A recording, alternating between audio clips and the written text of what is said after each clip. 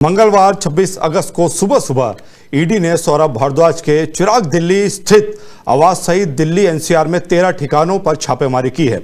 यह कार्रवाई कथित तौर पर 2018-19 में 24 अस्पतालों के निर्माण में अनियमितताओं से जुड़े मनी लॉन्ड्रिंग मामले की जांच के तहत की गई है। इन परियोजनाओं की लागत 5590 करोड़ रुपए थी और ईडी ने दावा किया कि इसमें देरी और लागत में अनुचित वृद्धि हुई है। लगभग 20 घंटे तक चली इस रेड के बाद सौरभ भारद्वाज ने आज प्रेस कॉन्फ्रेंस में अपनी बात कही। ईडी की छापेमारी के बाद भारद्वाज ने आज एक प्रेस कॉन्फ्रेंस की। इस छापेमारी ने दिल्ली की राजनीति में हलचल मचा दी है। आइए सुनाते हैं क्या कुछ उन्होंने कहा। मैं भारत के अंदर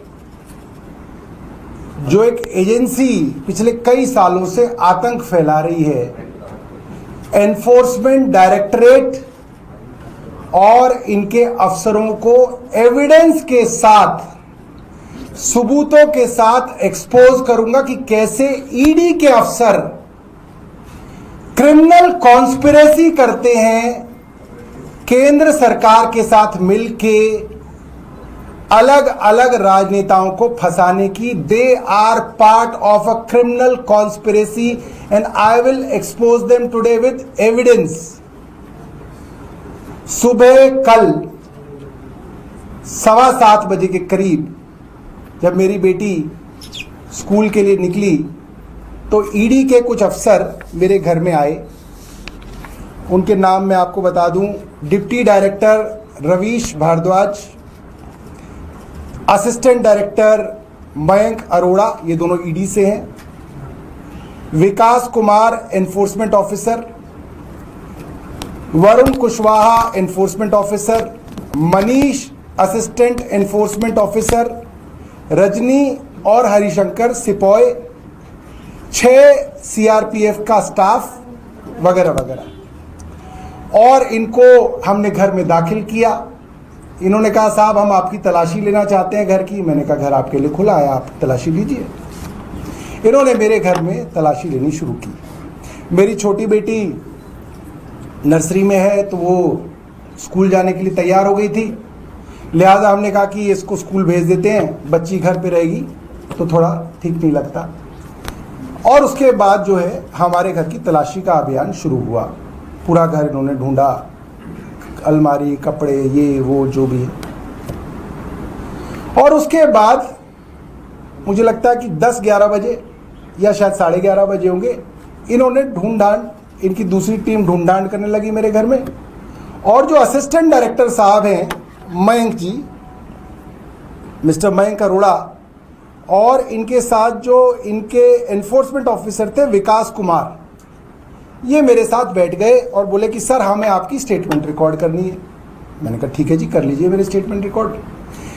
और ये मयंक अरोड़ा जी अपने लैपटॉप के साथ स्टेटमेंट को रिकॉर्ड करने बैठ गए। इनके पास करीब 43 क्वेश्चन थे, 43। इन्होंने एक एक करके मेरे से प्रश्न पूछे। मैंने बिल्कुल तसल्ली से, आराम से हर प्रश्न का जवाब दिया लास्ट तक। प्रश्न होते होते होते होते 7, 7:15 बज गए होंगे। बीच में 6 बजे के करीब इनका एक आदमी मेरे यहाँ ग्राउंड फ्लोर पे, जहां हमारे पिताजी का एरिया है और हमारी बैठक है, वहां पे पुराने कागज कुगज रखे थे, वो वहां पे ढूंढ मचा रहा था। तो मैं तो ऊपर था, तो वो आया कि सर मेरे को कुछ मिल गया। सबकी जो है चेहरे पे खुशी की एक लहर दौड़ पड़ी कि भाई कुछ मिल गया। वो आया सामान ऊपर की, क्या आया? वो था दिल्ली हाई कोर्ट के अंदर चीफ जस्टिस बेंच के सामने दायर किया हुआ एक डिपार्टमेंट ऑफ हेल्थ का हलफनामा एफिडेविट, जो कि अपने आप में पब्लिक डॉक्यूमेंट है। तो वो इसको पढ़ने लगे और फिर उन्होंने बोला कि सब देखो। तो मैंने कहा अरे वाह, मैं इसी को तो ढूंढ रहा था इतने दिनों से, ये मुझे मिल नहीं रहा था। ये मैं ढूंढ ढूंढ के परेशान था और मैंने सोचा नहीं था वहां बैठक में पड़ा होगा मेरे, और ये बेचारे ढूंढ रहा है इसको। तो मैंने कहा यार एक काम करो, अब जो मैंने तुमको जो जवाब लिखवाया ना उसके अंदर सबूत भी ऐड कर लो, इसमें सारे मेरे मिनट्स लिखे हुए हैं। इन्होंने मेरे ऊपर जो जो इल्जाम एफआईआर के अंदर लगाए हैं उन सब के विषय में उसके विपरीत जो मेरी बाकायदा रिटर्न डायरेक्शंस हैं वो इसके अंदर मिनट्स ऑफ मीटिंग के तौर पे मौजूद है। अब मैं मंत्री रहा नहीं, मेरे पास डॉक्यूमेंट सारे थे नहीं, तो मैं बड़ा परेशान था यार, ये सारे डिसीजन तो मैंने ले रखे हैं और ये इसके विपरीत मुझे फंसाने के चक्कर में मैं